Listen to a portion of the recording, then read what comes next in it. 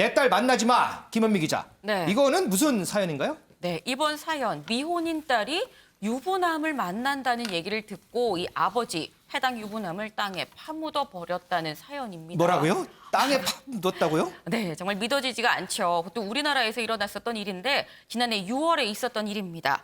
네, 이 한 아버지가 결혼하지 않은 자기 딸이 와이프 아내도 있고 심지어 자식도 있는 이 유부남이랑 사귀고 있다는 그러니까 불륜 관계라는 걸 알게 됐습니다. 아하. 네, 당연히 이 아버지 이 유부남한테 내 딸이랑 만나지 마라고 얘기를 했는데 이 유부남이 나 그럴 수 없다 계속 만나겠다라고 버틴긴 거죠. 어허. 그러니까 이 아버지 너무너무 화가 난 나머지 이 남성을 정말 많이 때렸다라고 그러니까 폭행을 했다라고 합니다. 그러다 보니까 전치 3주의 상해를 입기도 했었는데 이런 다음에도 이 유부남 여전히 계속해서 이 자신의 딸을 만났다라고 해요. 그러다 보니까 이 아버지 화가 나서 사무실에 직접 찾아가서 때리기도 하고 뭐 심지어 뭐 팔다리를 묶어서 차에 감금, 아. 이 트렁크에 감금하는 이런 일도 있었습니다. 네.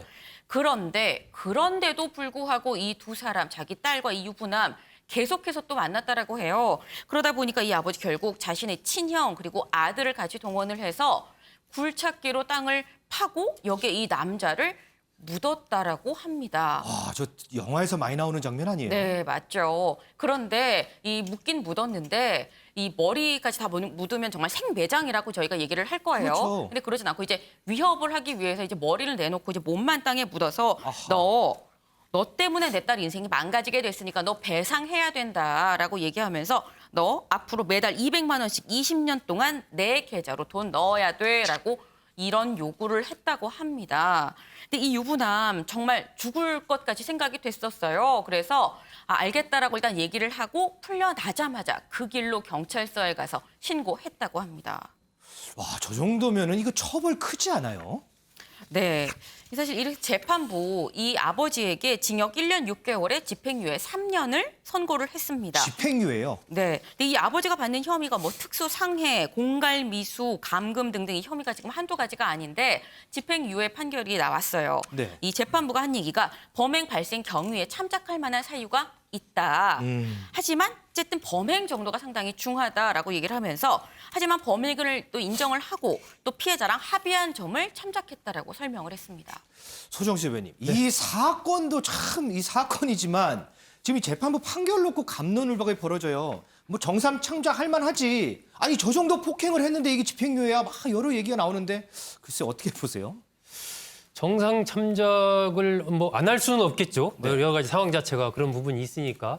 하지만은 그 또 폭행의 정도가 예. 이게 또 법적인 측면에서 봤을 때 어떤 묶어서 트렁크에 넣고 막 뭐 감금을 했다라든지 그렇게 굴착기로 땅을 파서 목만 내놓고 묻을 정도의 그런 폭행을 했다라는 그런 부분들을 또 어쨌든 그 부분을 또 무시할 수가 없는 거 아닙니까? 네.